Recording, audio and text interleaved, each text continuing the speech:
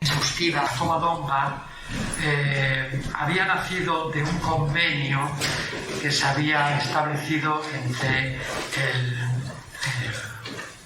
Cabildo del Real Sitio y el Lidea, tratando de hacer, en el año 2013, empezar a hacer un ciclo de conferencias de carácter anual a celebrar durante el mes de junio, todos los viernes del mes de junio. Así empezó este ciclo de conferencias en el año 2013 y nuestro propósito era llegar al año 2018 con la idea de llegar al centenario que se iba a celebrar en ese año. Realmente lo que pretendíamos, tanto el Cabildo como nosotros, había sido, por un lado, ser un poco el prólogo de esos acontecimientos del 2018, por otro lado, ir convirtiendo a Covadonga en una tribuna cultural del Oriente, y por otro lado, y ya desde un interés muy particular nuestro, cumplir con uno de nuestros principales objetivos, que era difundir nuestras actividades a través de toda la geografía asturiana, fuera de esta sede de Oviedo y concretamente en el oriente asturiano. Pues bien, fruto de aquellos primeros años del ciclo, que abarcó los cursos 2013-2015, pues ya habíamos publicado aquellas conferencias en este primer volumen que se llamaba Covadonga, Historia y Arte, Naturaleza y Tradición. El contenido de este primer volumen habíamos velado mucho para que fueran contenidos desconocidos, inéditos, que dieran visiones de Covadonga ya un poco nuevas, y de hecho en este primer volumen hemos tratado de acometer investigaciones respecto a lo que fueron, por ejemplo, la función de los pastores en la montaña de Covadonga.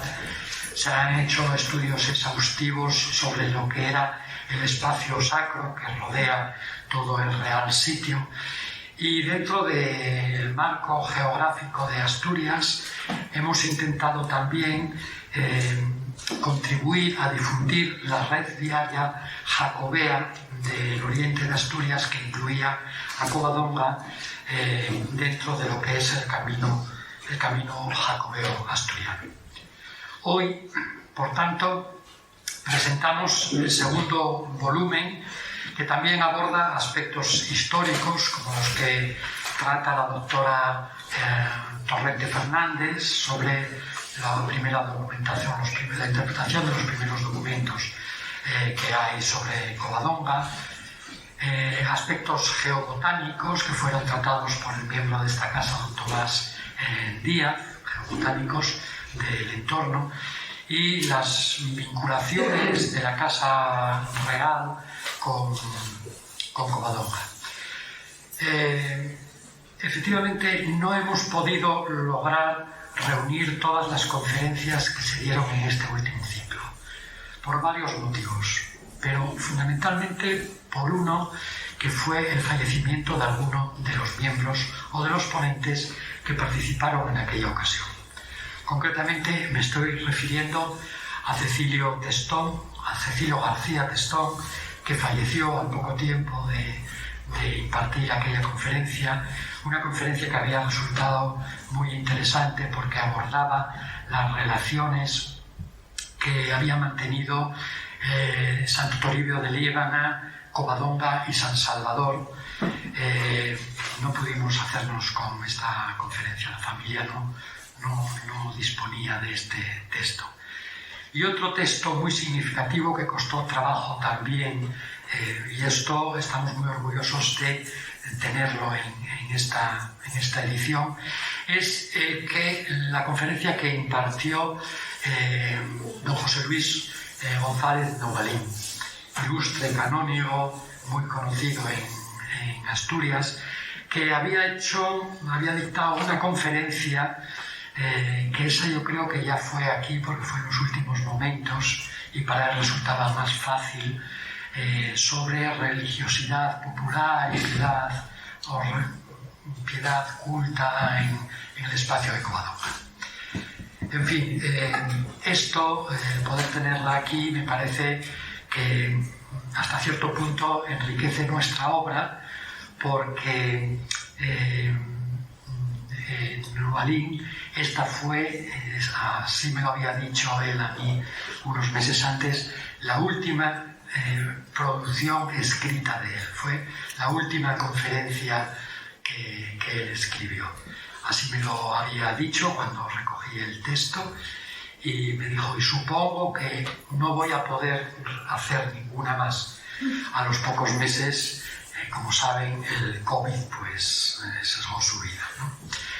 Bien, algunos de los otros autores que participan también en esta obra que hoy presentamos, pues son bien conocidos y los tengo a ambos lados.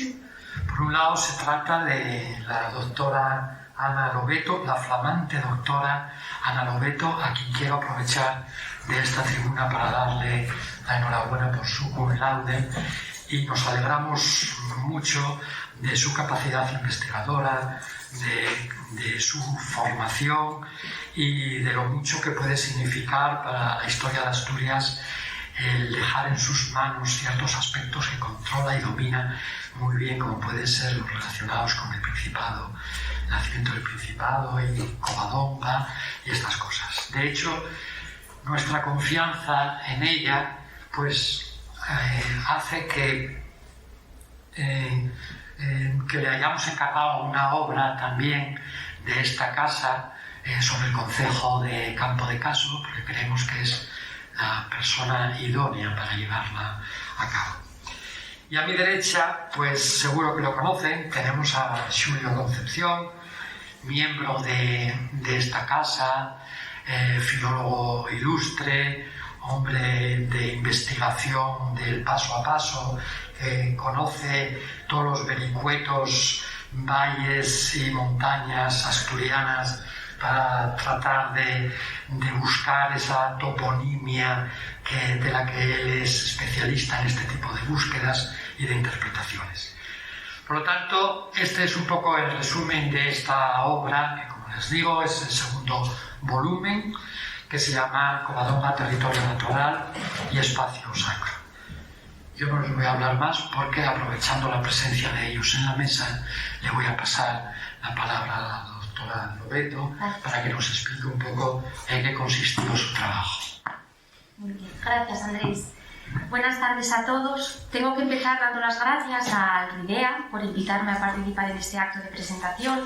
Especialmente voy a nombrar a su presidente, Ramón Rodríguez, porque para mí es un honor estar en esta casa acompañada de personas a las que admiro mucho.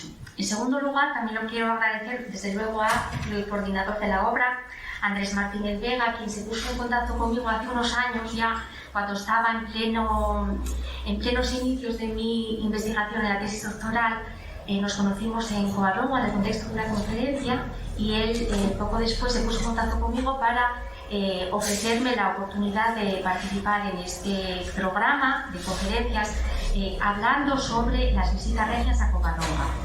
Este es un trabajo que se convirtió en un capítulo de este libro y felicito de nuevo al RIDEA también porque es un libro que me parece muy interesante porque abarca o se refiere al tema de Covadonga pero desde ópticas muy diferentes y desde campos del saber muy distintos, todos ellos muy interesantes y todos ellos interrelacionados de tal forma que un tema que puede ser muy delicado en su tratamiento, como es el de Covadonga, obtiene una visión muy general y muy multidisciplinar, como decía antes, que para el público y el lector actual son muy importantes y muy interesantes.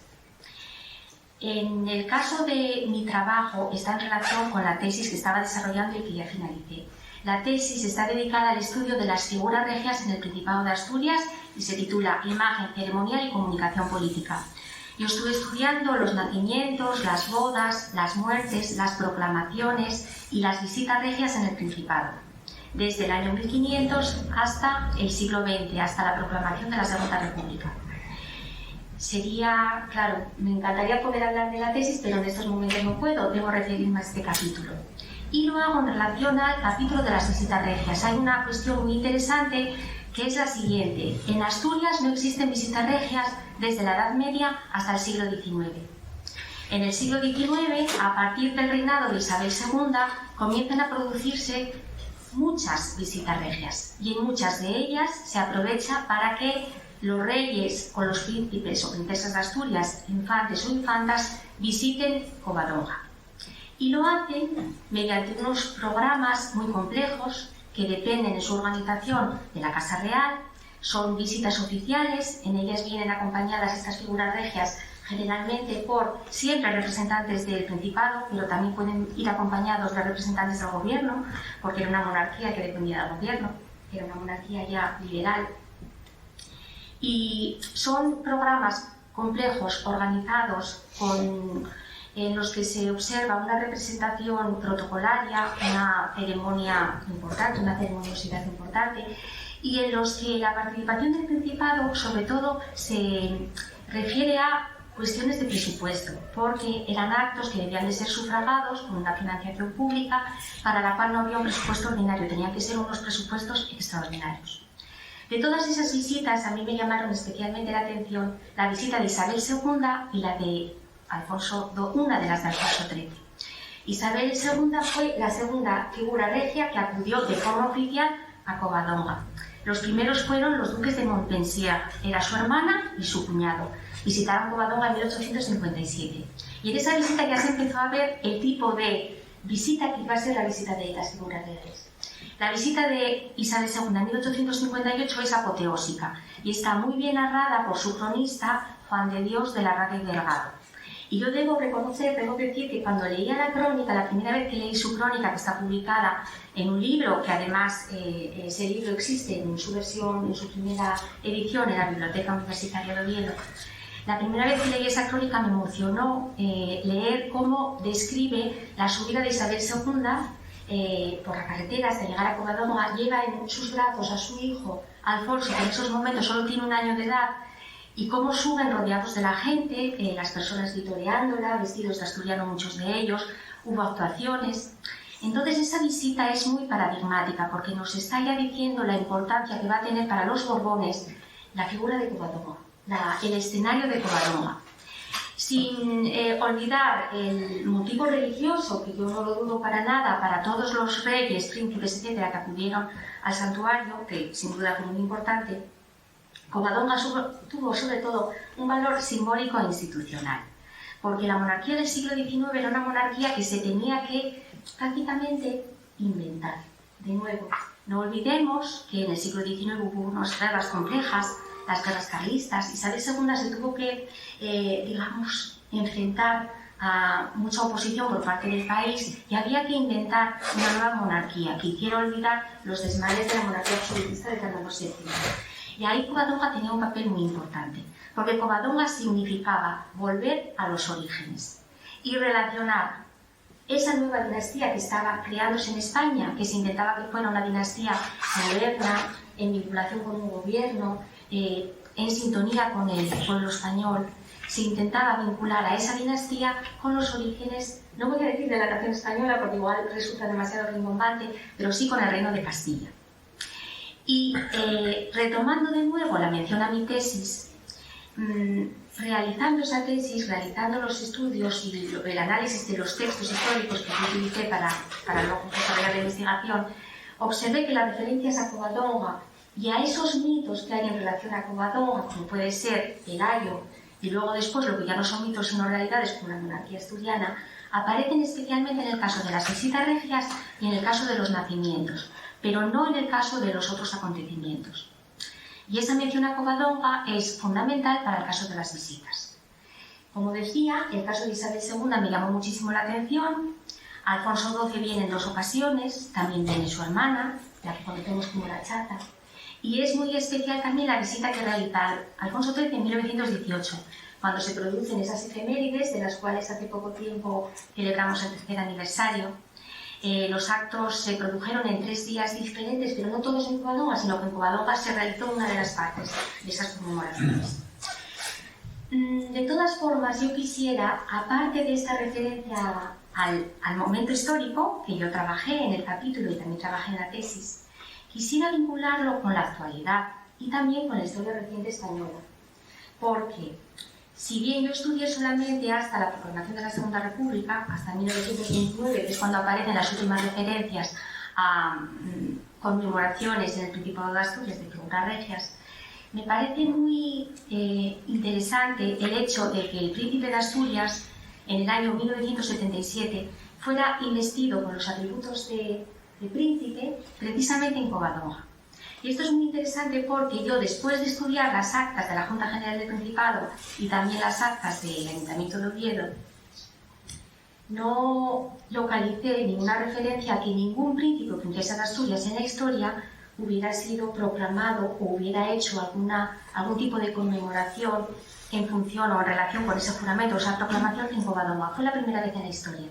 Entonces a mí me da mucho que pensar cómo en los años 70 los ideólogos de esa instauración o de la nueva dinastía o como lo queramos llamar, de la monarquía que estaban haciendo en España, escogieron precisamente Covadonga para la imposición de esas insignias al príncipe de Asturias. Y también me llama la atención ver cómo Covadonga sigue teniendo un papel muy especial en relación a los acontecimientos vinculados a la familia real. Cuando el príncipe Felipe se compromete con su novia de forma oficial, con doña Leticia Ortiz, lo primero que hacen, nada más que sale esa noticia a los medios de comunicación, el primer evento público en el que ellos aparecen es precisamente la visita a Covadonga. Visitan Covadonga de forma un poco informal, con su familia, con los abuelos de doña Leticia, pero vienen a Covadonga. Y todos sabemos, porque es muy reciente, que la princesa de Asturias visitó Covadonga hace poco tiempo y lo hizo entre multitudes y con toda la atención por parte de los medios de comunicación. Entonces confirmamos de una manera muy clara cómo el escenario de Covadonga, además de esa función religiosa, tiene una clara función simbólica, especialmente en relación a la dinastía de los Borbones, y que esta simbología, esta función, este significado, la aprovechan al 100%, porque es una forma de vincularse con esos orígenes históricos y porque además, y aquí ya entra en juego el corazón y los sentimientos, las emociones, que también son muy importantes a nivel institucional, está claro que Covadonga representa una idea y un sentimiento y una emoción fundamental para todos los asturianos y para todas las personas vinculadas a Asturias. Y constituye de esta forma como una conexión entre sentimientos, emociones, historia, también mitos, pero que acaban teniendo una función propagandística de gran interés e importancia para las figuras regias. Básicamente es esto lo que quería decir, porque me gusta, además de hacer la referencia al capítulo, que todos lo podemos leer, cómo voy describiendo, cómo se van desarrollando esas diferentes visitas, relacionarlo con esos momentos de la historia reciente que no pude incorporar en la tesis, pero que me parecen muy interesantes. Pues muy bien. Muchas gracias. Ana, muchísimas gracias por tu explicación y damos la palabra entonces ahora a Xulio. Buenas tardes. Yo también agradezco mucho la idea. Estos ciclos que hubo en Covadonga, pues efectivamente allí pudimos exponer aspectos que, que son del todo conocidos, porque de toponimia todo el mundo sabe mucho, lógicamente. Cualquiera sabe que el Fontán es el Fontán y la calle Los Felechos, ¿no? Ahí no hay ningún problema con la Fresneda. Pero hay otra visión, que es un poco la visión histórica que tengan los pastores, los nativos, que muchas veces interpretan, transforman, es una cosa muy guapa, y es difícil muchas veces porque hay homonimias y a veces metemos la pata, una palabra. Entonces yo agradezco mucho a Andrés, primero a Juan José Tuñón, ya me invitó a aquellas jornadas donde hablamos de la toponimia sagrada de los picos y aquello, y ahora Andrés, que efectivamente cuando me dijo esto, pensé inmediatamente, digo yo, pues vamos a hacer un resumen aquí de ese paisaje que pintan los pastores, no solamente en torno a los picos, porque la verdad es que hablar de los picos, los topónimos no tienen xeves, no tienen límites, Entonces un poco también Tamieva, de Ponga, de El Cuera incluso, y saco topónimos a veces incluso de otros sitios, porque los topónimos son en todas partes parecidos. Es decir, hablar de toponimia es hablar de lexemas, de raíces con morfemas distintos, pero el significado es el mismo. Entonces voy a procurar también eso, en unos minutos, 15 minutos, no pasarme ahí, porque lo interesante sería también que, bueno, que hagáis preguntas las que os parezca, porque ya que tenéis ahí delante el libro, incluso, que es ahí el artículo, tengo en la presentación de Covadonga, en PowerPoint, había hecho unas 30 y pico, 37 diapositivas en cuadros, en tablas. En mi página web lo tenéis ahí, lo podéis sacar hasta por móvil directamente, porque si pincháis ahí en la página, arriba, donde dice el noticiero, entráis y está el prólogo de Andrés, el libro, vamos un poco a la presentación, el prólogo que tiene ahí Andrés. Y abajo del todo, si pincháis ahí en resumen, creo que pongo esquemas de PDF, pues ya lo podéis bajar ahí directamente y ver estos cuadros, que además está muy visualizado, pues son cuadros grandes, como puse en Covadonga, de tal manera que podéis preguntar, o simplemente después, oye, pues este nombre, ¿cómo salió tal? Pues por correo también contesto muchas cosas, ¿no? Tengo el correo, vamos, pues todos los días intentando gente que coge de diccionario, por ejemplo, y algunos incluso no están de todo claros, como vamos a ver, porque la gente interpreta. Por eso pongo sentidos y sentimientos de la montaña, porque en realidad la montaña está vista de muchas maneras. Aquí los geólogos dirán, no, claro, es que si se llama Ferreirúa, hay fierro debajo, es evidente, ¿no? Hay fierro. Pero otras veces ya no encontramos tan claras las cosas, o encontramos un Lechugales, por ejemplo, Lechugales allá en las Vegas de Sotres, un Lechugales, y un montañero dirá, ¿cómo va a haber aquí lechugas? Hombre, va a haber lechugas aquí, imposible. Pues posible, porque resulta que los galegos, que toponimia la tienen muy estudiada, me encanta la toponimia galega y portuguesa porque lo tienen muy estudiado, llaman leituca dos porcos al diente de león. Y eso se comía en las cabañas. Ahí están las cabañas, a falta de lechugas, efectivamente, comían berros, los berros famosos, y el diente de león. Y que es además muy bueno, digamos, desde el punto de vista médico.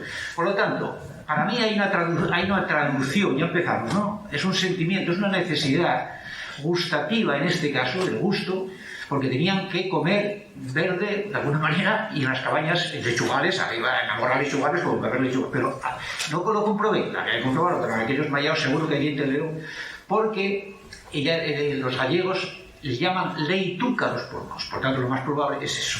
Entonces, sentidos, sentimientos, en la perspectiva verbal, yo parto de que hay, pues eso, hay un paisaje interior, un lenguaje interior de los pastores y los vaqueros, de los nativos, y un lenguaje exterior, un paisaje exterior. Es lo que Luis Castellanos llama el paisaje habitado.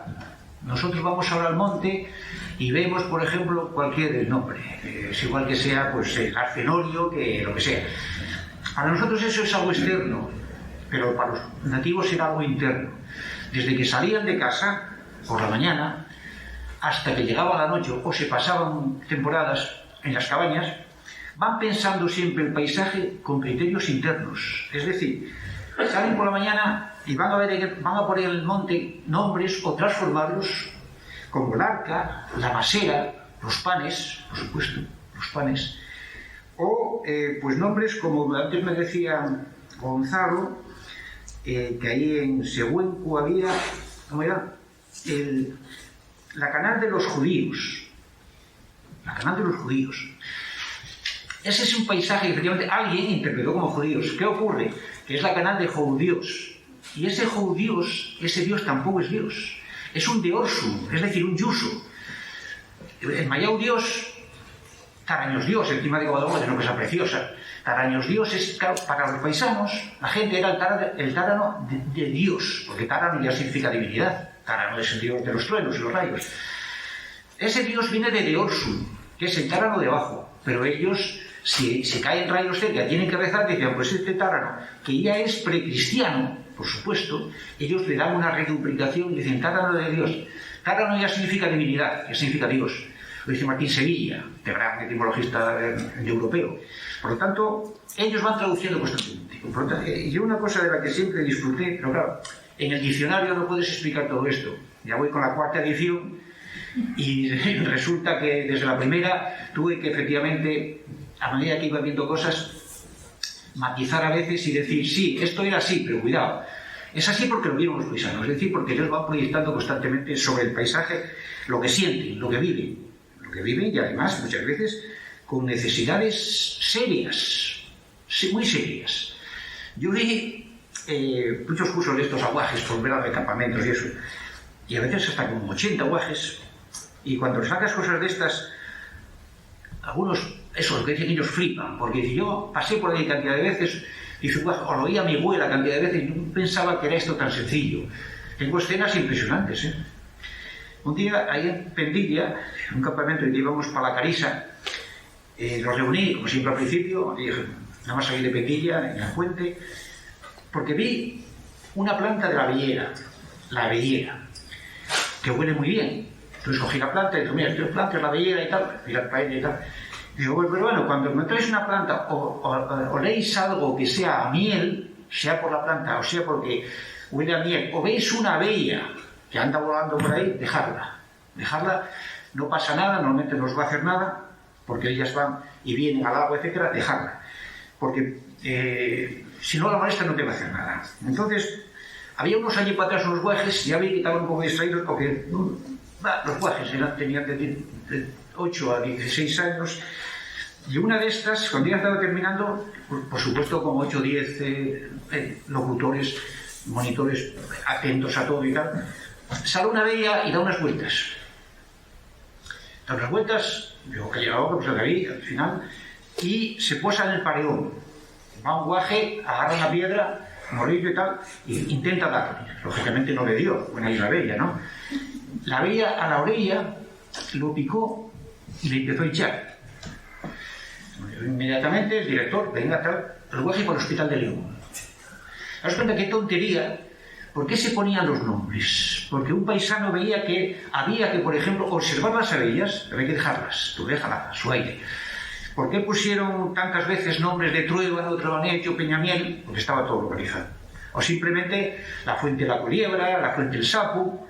No porque haya sapos o fuentes o culebras en la fuente, que no los hay normalmente, sino porque cuando el agua es mala, le llaman la fuente del Sapo o la fuente de la Sacavera, para que no bebas. Y si se llama la Sierra de la Culebra, o si se llama Culebreu, o si se llama, bueno, en el Pico de Europa hay por ahí nombres de estos, resulta que antes nos decían, si huele a culibrizu, lo decían en casa las abuelas, pasáis con cuidado, que puede haber culebras. Y efectivamente, ya me pasó nada más. Huele a culibrizu, que es el culibrizu es un olor fétido, una palabra. Huelen mal. Y dicen, sabrán los geólogos, los botánicos, los zoólogos, que echan una sustancia para que te ahuyentes. Por lo tanto, cuando un paisano va por un puerto, por un monte, va simplemente oyendo, escuchando. Y eso se va traduciendo a nombres. ¿Para qué citar aquí la Torre Ciega, la Canal Ciega? No es que esté ciega, por supuesto, sino que es ciega en el sentido de que no tiene salida.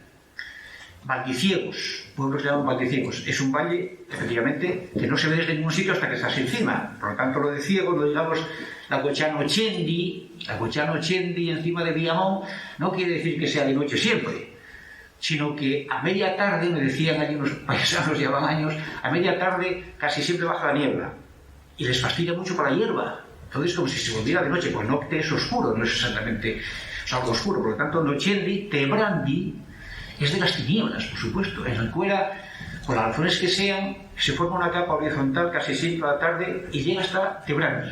Alguna corriente de aire ahí, el vino baja. Entonces, y hasta ahí baja siempre. Tebrandi y Nochendi son nombres puestos, efectivamente, con la vista. Los tinteros, la tinta, o llamo la tinta, los tinteros, que hay muchos por picos y por... Había que conocer la tierra por los colores, de tal manera que para la madera para teñir había que sacar tintes, los mezclaban con cosas y ya tenían el tinte, la ropa simplemente. Por lo tanto, los tinteros, la tinta, el sentido auditivo, por ejemplo, oír, escuchar, lo mismo que el lenguaje, si oyes una cosa, déjala bella, no te metas con ella. La voz de los cabreros, vegalearios, os asomáis sobre las cabañas, a la izquierda, encima del refugio, hay un sitio que se llama la voz de los cabreros. Se colocan allí y en unos minutos lanzan una voz con el lenguaje que tienen ellos, el que es famoso, y las ovejas, las cabras que pueden estar en Ostón o en Vegamagor, en unos media hora, una hora están allí. Por lo tanto, la voz de los cabreros efectivamente era la forma de comunicación en el puerto. Entre ellos, con los animales, la voz del llaviñero, el quentu la voz, el canto la voz de aranga, el xiblu, los xiblos, la pena faladoira, que hay, por ejemplo, en el oriente, en el occidente, la pena faladoira, o el escuchaír, tenemos el escuchaír, la escucha. Se colocaban en un alto para escuchar si había lobos cerca, si aullaban. Por lo tanto, hay sitios que se colocaban para escuchar el paisaje y le ponían los nombres, escuchaír. Luego la bufona, todo eso ya. El sabor. ¿Cuántos nombres hay difíciles a veces de interpretar de todo? La alborzal, por ejemplo, que es la mostallal, es un árbol. Ellos llaman la alborzal, que yo creo que viene de morza, de morder, pero no exactamente. Ese al se lo juntaron ellos. Es decir, de un árbol. Ellos dicen que almorzaban mostajos, cuando iban para el monte, llaman de almorzar. Peñaladulce, una cosa que me extraña mucho en el cuera, Peñaladulce, y tiene su explicación. Me decía un paisano que las vacas cuando suben a un alto, por ejemplo, casi a 1000 y pico, 2000 metros, las hierbas son muy pequeñas. Las hierbas tienen esto. Todos los paisanos antes se extrañaban, alguno decía, es que yo no sé, suben arriba, el que no entiende mucho, suben arriba estas zorras y es que me fastidia, tengo que subir yo todos los días, van a matárseme. Las bajan abajo donde la hierba en la vega está así a una cuarta y no lo quieren, suben arriba. Aquel paisano decía, es que estas algo tiene la hierba, y en el fondo, claro, yo luego cavilando y dando vueltas, otra vez Manolo ahí nos lo explicaría también mejor, resulta que las hierbas en los altos no pueden tirar para arriba en el invierno, porque el frío, la nieve, el viento mismo las arrasa. Entonces las raíces tienen que tirar para abajo. De tal manera que las hierbas de los altos tienen estas raíces, cuando las hierbas de las vegas con mucha agua tienen esta raíz. Total, que el sabor debe ser algo así como el caviar y las berzas. Las berzas son muy abundantes, ya, pero el caviar o digamos lo de roca, el pescado de roca, no es el pescado, digamos, de una factoría. Por lo tanto, las vacas distinguen perfectamente los sabores y ellos ponían nombres en consecuencia, en vuelos, eso de Peñaladulce, por ejemplo, de tal manera que las bajan abajo, las vacas las bajan abajo y a los 2 o 3 días están arriba otra vez. Por lo tanto, el sabor del paisaje lo saben hasta las vacas.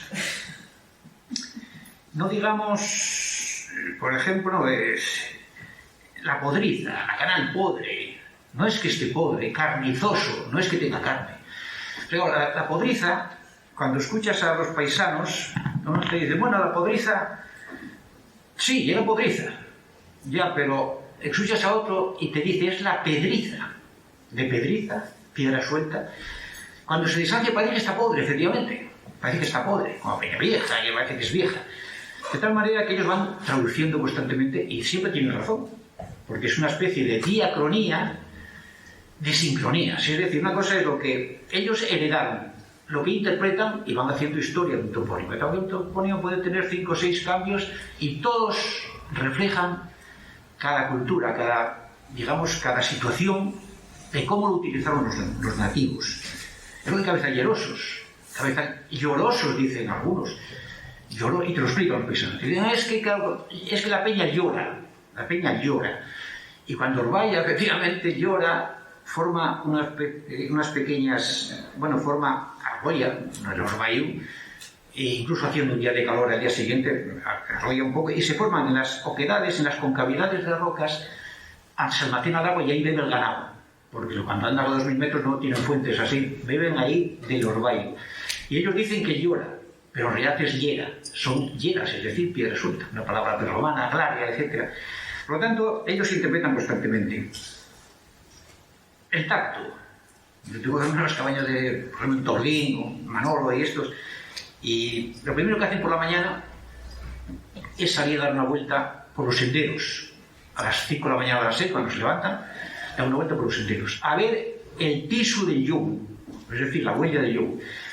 Y un día estaba ahí, llegó Manolo allí, inmediatamente, vamos, dio una vuelta hacia las 6 o por ahí, y dice, bueno, ya vi, pasó un yobu, pero es viejo, el yobu es viejo, por la pisada saben si es viejo o joven, por la pisada. Es grande, pero es viejo. Entonces, y va de paso, por lo tanto vamos a soltar las ovejas. Si la huella es otra, tal vez más, lo que sea, no sé cómo la distingue, no suelta las ovejas, porque hubiera observado que el lobo merodea, da vueltas al sendero, no va de paso. Por lo tanto, conocen perfectamente qué lobo era, si era viejo o joven, si era hembra, ya es el colmo. No, es viejo, soltamos las ovejas, que el lobo es viejo, no hay problema, no está por ahí. Si no, el lobo estaba por ahí. Tanto el suelo se lee, de ahí vienen tantos, bueno, huetullobos, lloveras. Pues interpretaciones de estas llaman, por ejemplo, esta es la fuente Juan Rubio o Juan Bravo, y empiezan, claro, a veces hay una historia que un paisano llamado Juan, nada de eso, simplemente es Fuan, de fuente, Fuan, con H aspirada, de Fuan hacia Juan, y en un terreno rojizo, pues es robre, es decir, robur. Por tanto, una fuente en un terreno rojizo, o que de esas aguas ferruginosas, ferrumientas, que son, dicen, tan buenas para la salud, le llaman las fuentes de la salud y esas cosas, le llaman Juan Robre, o le llaman pues Juan Bravo, puede ser Juan Bravo, o sea, la fuente en el lugar bravo. Es un placer ir con paisanos y decirles, porque claro, hay que tirarles un poco de la lengua para ver lo que había antes o lo que hay allí, ¿no? Pero te van descubriendo cantidad de... Luego hay mucho tipo de sentimientos también de cómo se va en el paisaje, el asomo, el asomadorio, Miravalles, eso ya lo de cualquiera, son sitios normalmente buenos y no hay problema. Y el tema de los ladrones, el monte ladrones y Yadreo, dicen que hubo ladrones. Es por aquí pasarían también, no cabe duda, laterones de lado, es decir, viene de laterón, láter, que son sitios sombríos, que eran muy importantes, los sitios sombríos, muy importantes. Primero, por meter el ganado cuando hace calor, y segundo, porque los sitios sombríos, como el cantulome, el hombre, el hombrón de no sé dónde, o el pico paisano, no tiene nada que ver con paisano. Es decir, de la sombra, que va marcando las horas del reloj, porque las peñas en junio y julio no tienen sombra a las 12, pero por la mañana tienen sombra y por la tarde también, por lo tanto van calculando a medida que gira el sol, es un reloj de sol, antes no se llevaba reloj de pulsera al monte. Por lo tanto, el hombre, el home, el paisano, no es más que una traducción de la umbra, el hombricho, un hombre pequeño, la sombra. Y de ahí, pues bueno, las Mujeres, el monte de las Mujeres. El monte de las Mujeres es el monte de las piedras muelles, o piedra muelle es piedra que se deshace. Las Mujeres, piedras que se deshacen. Y si unas mujeres se perdieron ahí, a lo mejor se perdieron también algunas mujeres. Es decir, pero ellos van interpretando siempre, es una gozada ver cómo manejaron siempre el lenguaje. El verso, la fuente del verso, la fuente del vaso, la fuente de los enamorados.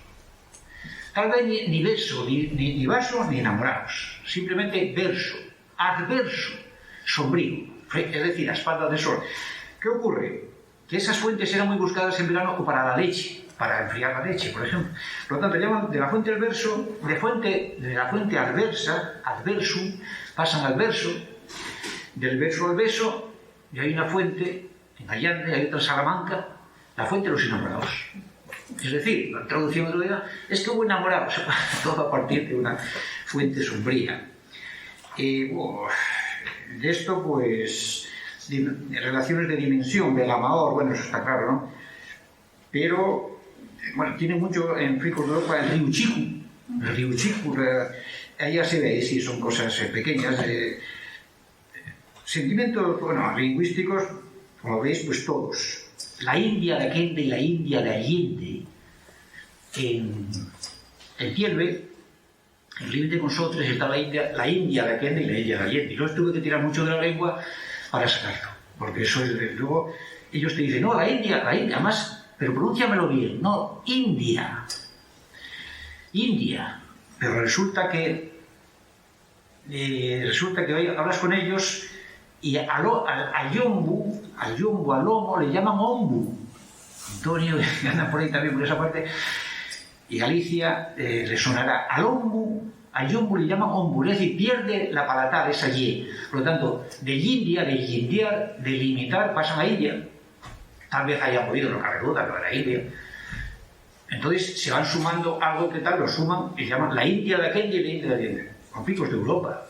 De Europa dice Eugenio Martino, este gran investigador leonés, que vamos, para mí es un sabio, lo que pasa es que tiene cosas ahí que, claro, en aquella época tampoco se justificaban del todo, pero en realidad él dice que Picos de Europa no tiene nada que ver con Europa, porque claro, lo de Europa, allá por la Edad Media, cuando decían que venían los marineros y que veían... Eso no puede ser. Tenía que tener un nombre mucho antes de... Una Europa no va a tener nombre. Según Antonio Martino, Ur es una palabra indoeuropea, por lo menos prerromana o incluso preindoeuropea. Ur, altura o agua. Y Op, lo mismo. Por lo tanto, de Picos de Ur, Op, cuesta muy poco esa E meterla en la palabra siguiente y decir de Europa. Duplicarla. Hay un Urrapia, creo que es Urripia, debajo de Macondiu, en la parte de Líbana, creo que es Urrapia, que es donde él se justifica y dice, lo único que hay Urrapia, habría Europa. ¿Qué ocurre? Que toda gente, la cultura, y bueno, y también la religión, la historia, fueron traduciendo y fueron adaptando las cosas, Picos de Europa. Cabrales. Claro, todo el mundo dirá de cabras. Ya. Pero es que Cabrales, antes de cabra, dice, existió carva, que es roca y plantas de roca. Por lo tanto, Cabrales, ya se sabe que ahora se interpretó, porque además es de cabras, pero tal vez antes fuera de carvas, una metatesis, y que era cabras. ¿Por qué? Porque es zona de cabras, lógicamente. Pero las cabras van 1000 años, van 2000, 3000 años, no se usaban como ahora para el queso y estas cosas. Por lo tanto, son transformaciones constantes, interpretaciones de la ciencia. Y de esto podemos estar, bueno, como tenéis todo esto ahí, lo miráis luego y...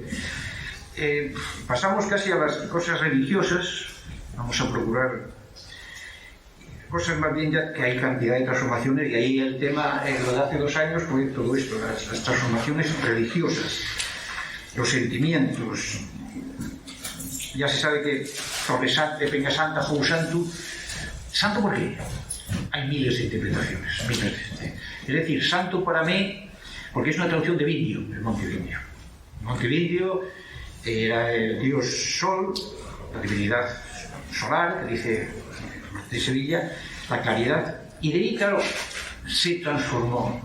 Los cántabros, muy hábiles, pusieron Peñasacra. A la parte de ella la llaman sacra. Y la parte de la parte asturiana le puso santa. Una traducción clara, traducción semántica. Es decir, vamos a quitar todo esto precristiano, vamos a decir, no me gusta, la palabra pagano no me gusta mucho, simplemente precristiano, y vamos a traducirlo a santa. Pasaron a Torresanta, de Peñasanta a Torresanta, Santa María de Nol, la vamos bajando ya, y llegamos a la Nuestra Señora de Nol, una cantidad de leyendas, la Virgen de Nol, y llegamos a Covadonga. Por lo tanto, las traducciones son impresionantes en el lenguaje ese del paisaje interior y exterior que van viendo los nativos. Hay cosas apreciativas, lógicamente, hay Fuentebuena, hay Pasos Malos, el infierno, todos son valoraciones. La fuente de la vergüenza. Una fuente de la vergüenza, en realidad, En realidad, para mí, es una pradera que hay ahí encima de la Vega de Nor, verde. Por tanto, a mí viene de verde, lo mismo que Valverde, la verdilluenga, y de vergüenza a vergüenza, sí, que allí se lavaba, aunque no sé, pero son interpretaciones todo preciosas de imaginación. Y de estas cosas, pues bueno, lo del infierno está claro. Yo sigo mucho a los montañeros, porque dentro de un accidente ahí por la montaña, eso me es de pánico. Si se llama el Carnaval del Infierno, si se llama el Cristón del Paso Malo, si se llama la Maea, no te metas fácilmente. Si se llama el infierno, por algo es. El Santo Diablo, no se te ocurra, bajar tranquilamente. Y así hay muchos accidentes. Hubo uno en Francia, me acuerdo bien, que se llamaba, era la traducción del infierno. Es decir, se metieron ahí en invierno, bajó toda la tarde y había 4 o 5 muertos por unos años. Bueno, y de esto pues podríamos estar... los dioses romanos, las divinidades, Tárano y Júpiter y todo eso, cantidad. Andamos ahí con un saco y estamos viendo que, en fin, todo eso de Obvia y todo eso puede ser Llovia. Llovia, es decir, culto a Júpiter. Porque hay un Llovia arriba, otro Llovia abajo, hay un Penanes a la derecha, que es Penanes, se realiza como la peña de Juan, que para mí es de Jovinis, traducido a Jovanis. Hábilmente, pues de la peña de Júpiter Jovinis pasamos a Jovanis y a San Juan. Ahí está la parodia de San Juan. En fin, el río Santa Agustia, San Iago, San Igiesto, Santa Gerida. Mira que hay encima de Ostón. Hice repetir a paisanos, ¿cómo que Santa Gerida? Sí, Santa Gerida. ¿Cómo es una santa herida? Resulta que es una senda muy mala. Sémita, pasamos a Santa rápidamente, y en un sitio donde hay efectivamente precipicio. Ten cuidado porque esa es la senda de la herida. No digamos San Igiesto, San Igiesto. Va a haber un santo Igiesto, es infiesto, es derecho. Va a haber un santo derecho. Fácilmente sea la senda del sitio muy pendiente. San Iago, por supuesto. San Iago. Yo incluso les decía, y eso lo consulté con Guillermo mañana también, vamos a ver, no será algo de Santiago, no será un Santiago que pase de... Nada, Santiago, es decir, posiblemente sea la senda del lago, porque es un sitio arriba que no hay agua alrededor y era muy fácil.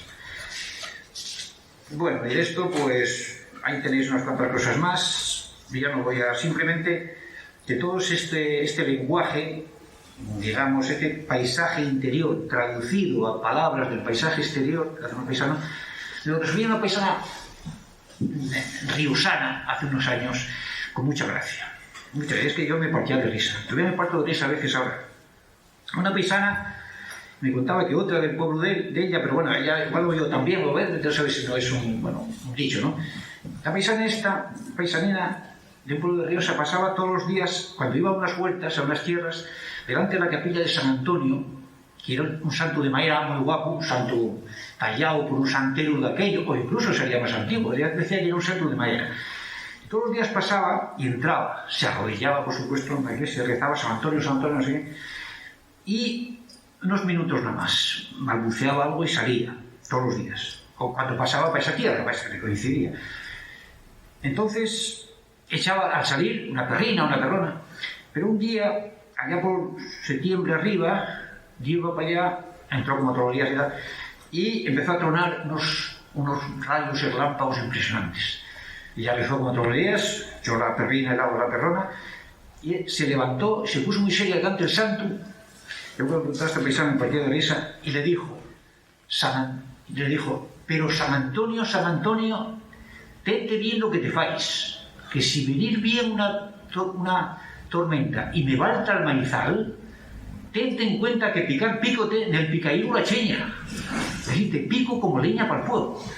Es decir, es una visión, es una fe, pero cuidado, el cielo por una parte, y a mí el maizal no me lo fastidies, porque tengo que comer también, ¿eh? No solamente tengo que rezar. Yo me partía de risa con aquel paisaje, tal como contaba ella.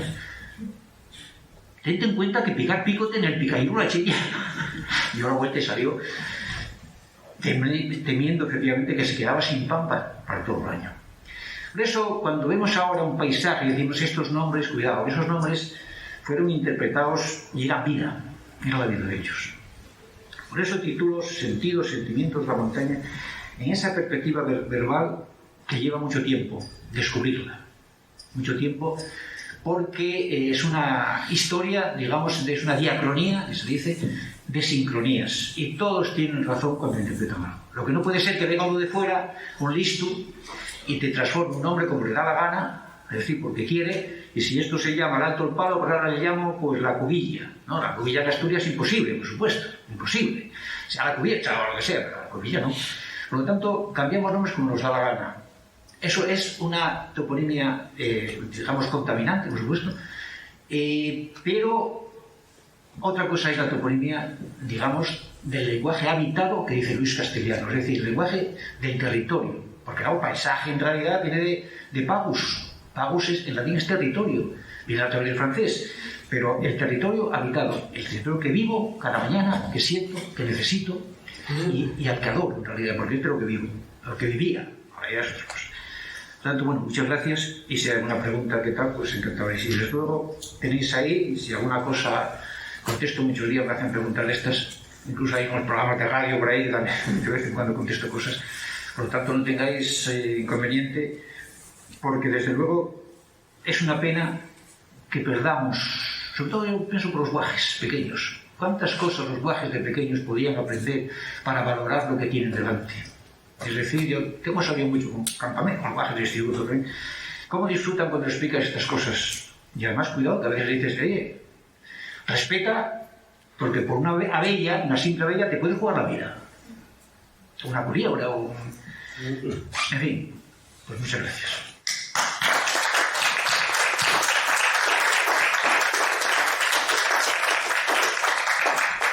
Muchísimas gracias, Julio.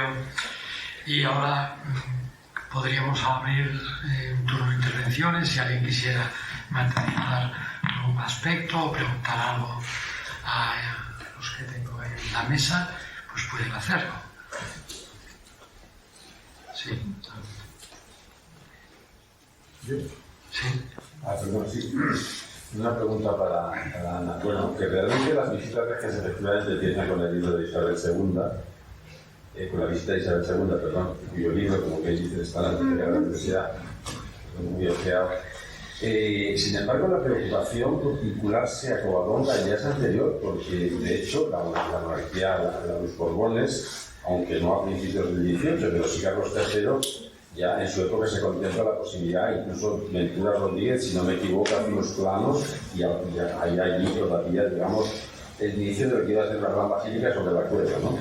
O sea que, digamos que la vinculación es anterior, es decir, que los Borbones sentían interés grande en vincularse a Covadonga, aunque eso no se manifiesta después de manera muy visible hasta la primera visita regia, bueno, la de los duques de Montpensier y después de la Isabel II. ¿Es así o no es así? ¿O estoy errado? Efectivamente, Ramón.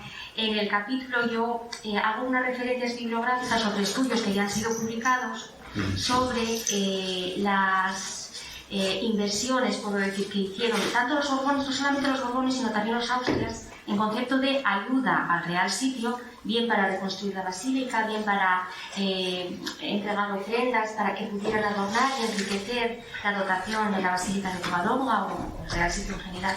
Entonces esa atención lógicamente fue anterior. Incluso podemos retrotraernos a Felipe II, cuando Ambrosio de Morales hace un recorrido por toda España y hace una referencia a una serie de lugares.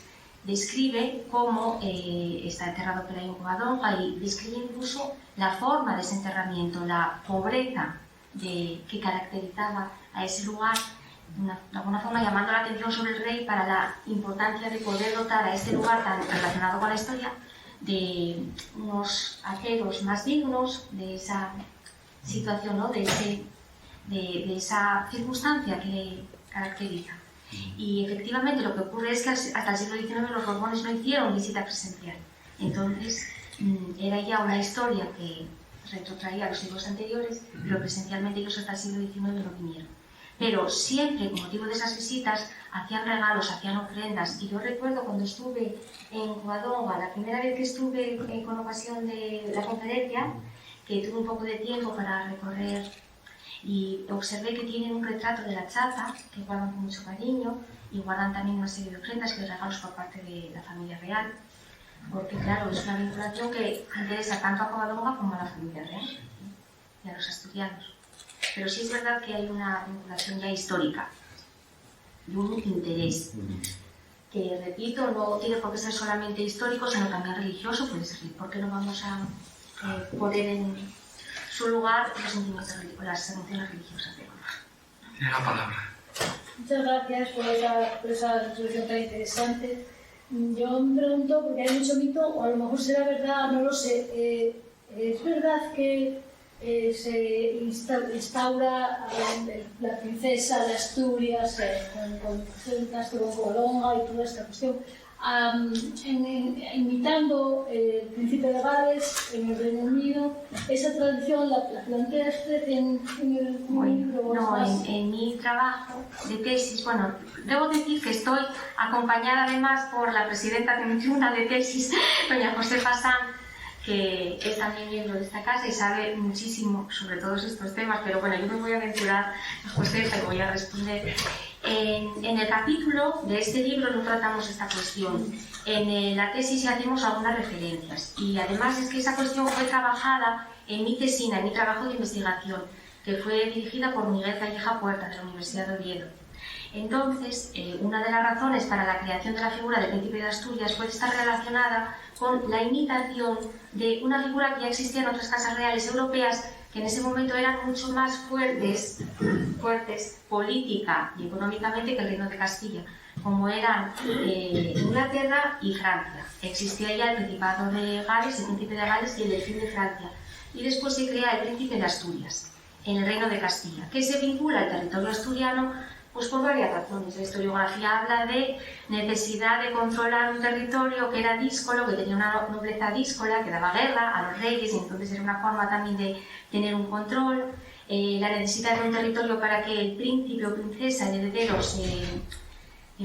perfeccionara sus técnicas de gobierno. Bueno, lo importante es que se creó esa institución, la figura del Príncipe de Asturias, y poco después se crea la figura o la institución de la Junta General del Principado de Asturias. Y desde el siglo XIV y desde el siglo XV, Asturias está vinculada con la corona, de una manera o de otra. Y ahí empezó la historia.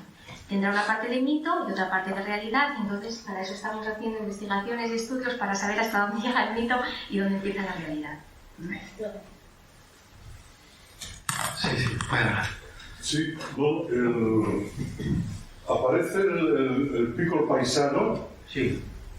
que no se relaciona con ningún paisano, creo entender, ¿no?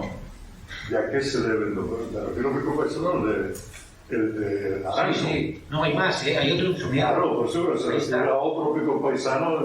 No, en realidad son los mismos. Es decir, un paisano es una traducción semántica, es decir, son en realidad sinónimos. Es decir, de un pico de la umbra, de piculome, que es umbra, son sitios donde va corriendo, la gente del valle se guía por las sombras. Entonces, cuando ven que un pico marca la sombra, es el pico de la umbra. El pico de la umbra pasan al hombre, pasan al hombre. Y alguien llega y dice, interpreta, lógicamente los abuelos tenían que explicar a los nietos, no, es que hubo un paisano, en vez de hombre ya dicen paisano, y acabarán por ponerle una estatua a un paisano. Pero en realidad viene de la umbra, el home. Yo en Somiedo lo comprobé, además unos paisanos allí, porque hay un sitio que llaman el Piculome, que queda entre el puerto San Lorenzo hacia la vertiente de Somiedo. El Piculome, ¿cómo va a haber un Piculome? Sí, no, y el Piculome. Pero vamos, dicen que si un hombre se mató. Resulta que luego preguntas abajo del pueblo y dicen, ese pico, que además hace una especie de curva, ese pico marca la sombra. Es decir, en junio, en verano, no hay, a las 12 del día, no hay sombra. Pero por la mañana se estira hacia un sitio y marca 8, 9, 10, 11, cuando sale el sol. Y por la tarde se va estirando la sombra porque se prolonga, cuando el sol está más al occidente, se va prolongando de tal manera que a las 5 o las 6 tiene la sombra muy estirada. Es decir, ya calculamos, a las 4 o las 5, pico entonces de la sombra. El caso claro es de Vicenturo, de verdad, Vicenturo, no está muy claro que significa Vicenturo. La vega Vicenturo, que está por el Cueiro, a la derecha, una vega muy guapa, grande, la vega Vicenturo. Se dice que es, para mí, que viene de Vega. Otros dicen que 2 toros lucharon entre ellos, 2 toros, porque esa leyenda es muy famosa, lo de los 2 toros, que uno, el pequeño, gana al otro, el grande y tal, que son límites. Otros dicen que Tur es altura, porque está en el alto ya, es una vega muy grande, pero en el alto. ¿Qué ocurre? Que hace unos años se les ocurrió llamarlo para una fiesta, la fiesta de San Vicente. La fiesta de San Vicente. Incluso no sé qué quedaría aquello, de Vicenturo pasan a Vicente, y de Vicente a San. Total, que intentaban, yo vi una vez ahí comentaron unos tibetanos, que se iban a hacer un santo y meter en una cueva San Vicente. De una vega Vicenturo nos pasaron, y acabarán haciendo una capilla, pues tantas capillas se hicieron así. La Virgen del Acebo, la Virgen... Es una cosa preciosa, pero digamos de una transformación, de una inteligencia. Hay que explicar las cosas, los paisanos tenían que explicar las cosas. Entonces, claro, ellos acabarán haciendo una capilla de San Vicente. Sí. Hola, buenas tardes. Bueno, muy interesante ambas exposiciones. Para los dos la pregunta, ¿qué significa la palabra Covadonga exactamente?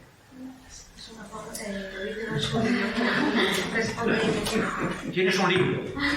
Yo tengo varias versiones. Espera. He leído varias cosas. ¿Tienes lo de Guillermo García Pérez? No lo sé. He leído Guillermo García Pérez. Varias versiones. Guillermo García Pérez, en Pentalfa, la editorial Pentalfa, cuando era de Gustavo Bueno, sacaron un libro precioso. Cuando me invitó en las otras jornadas y estaba José Tuñón, grabada de Covadonga, ya salió este tema, Covadonga. Entonces le dije, mira, yo voy a decir una barbaridad. Si quieres, me la callo. Le dije a Tuñón. Digo, yo ya sabes que yo voy a hacer mi intervención.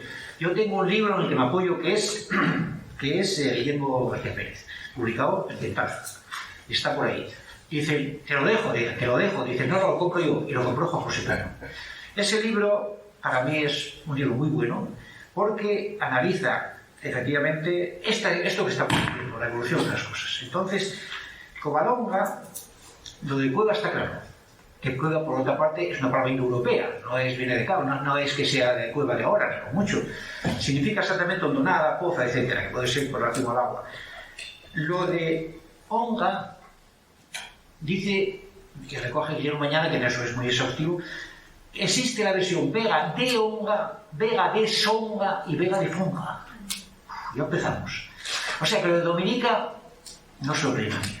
Es más, bueno, por supuesto, Guillermo, que es Guillermo García Pérez, que es muy prudente, por cierto, que lo realiza muy bien, y que son interpretaciones, lógicamente. Por lo tanto, debajo de Covadonga está Isongo y Triongo. Hay que relacionarlo. Isongo es un sitio de mucha agua, y Triongo son 3 montañas. Luego está Oña en Castilla.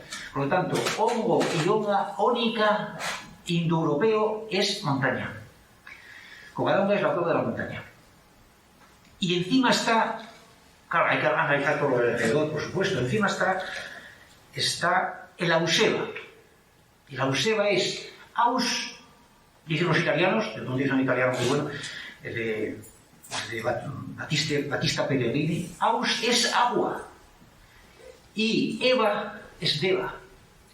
El agua, la diosa Eva. Porque en Áliva pasa lo mismo. Fuente de...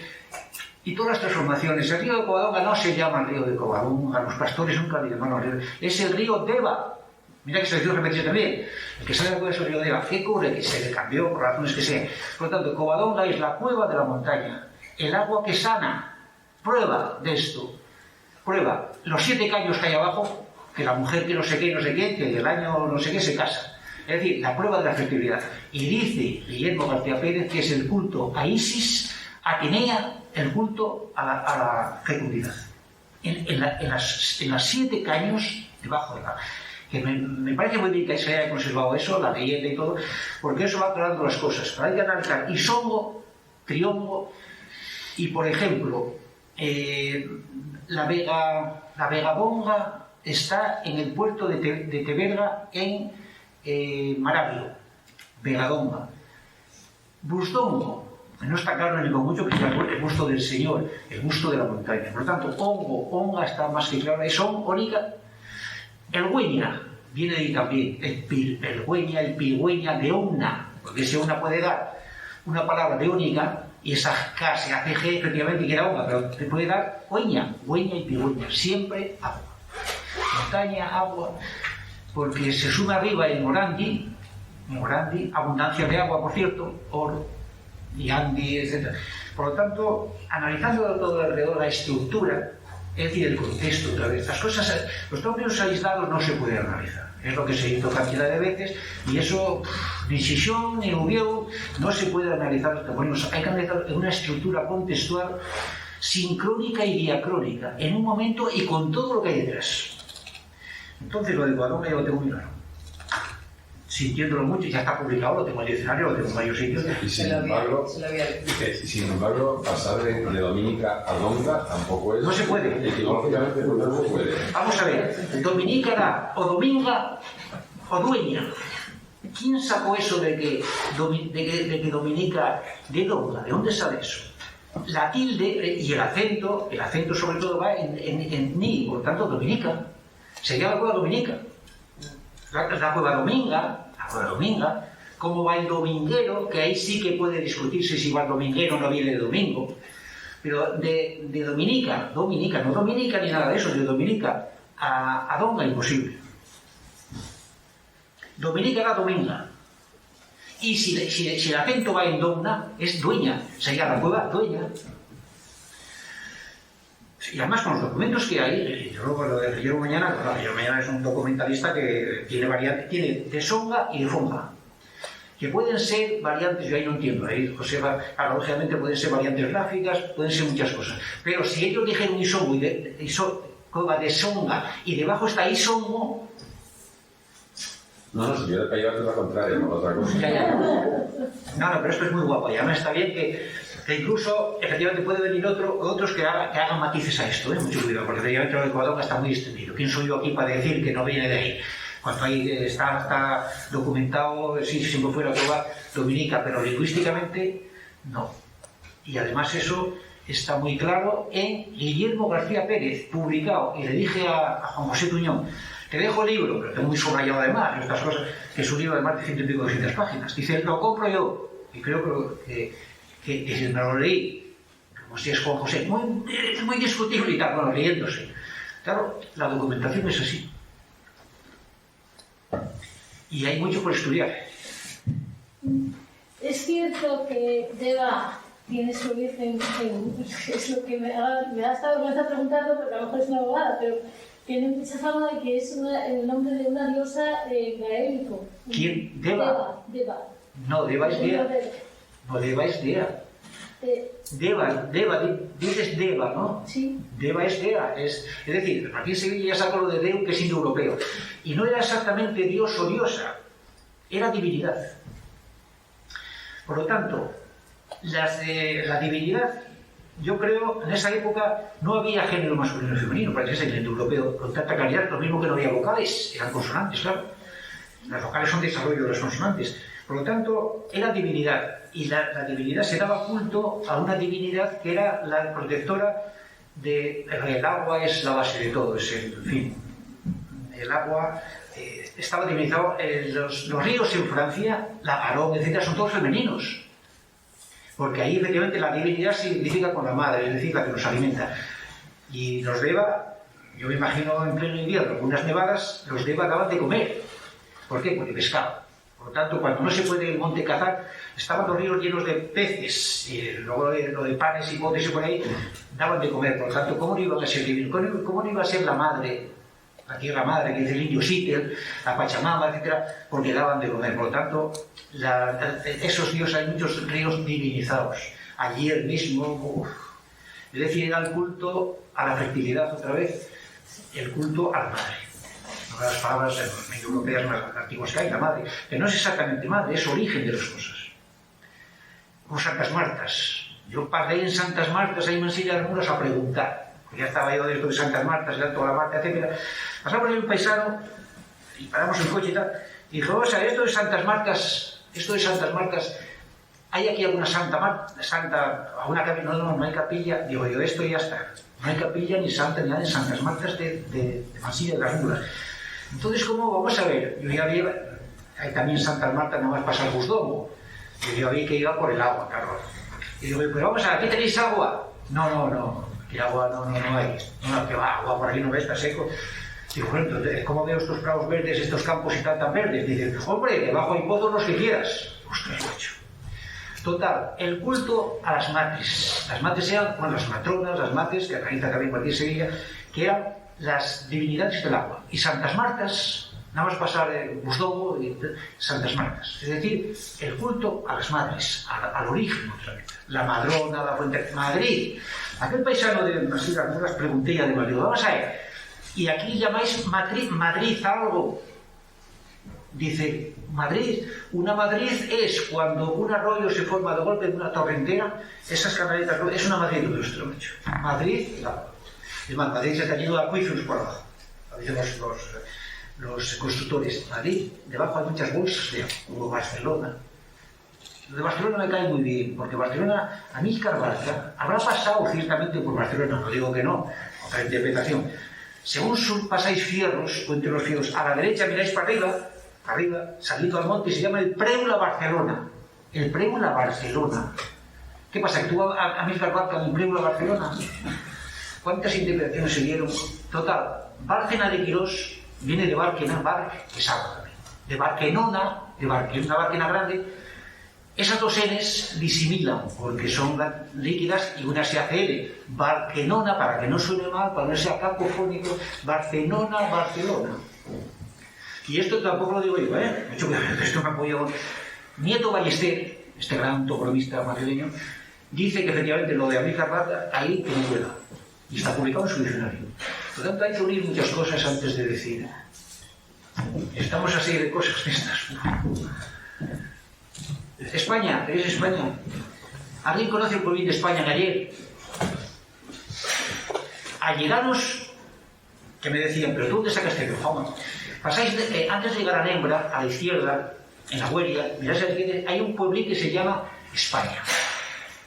A mí me gusta mucho, porque ahí está este Ricardo, que es un hombre que está en silla de ruedas, pero tiene una inteligente y se enseña todo aquello. Digo, nunca veis de cachondeo, esto de España no será como la Moncloa, estas cosas que hicieron de cabanas que os llaman la Moncloa, porque se reunía allí la gente. No, esto fue España toda la vida. ¿Qué ocurre? Hay que explicar España, como es España, claro.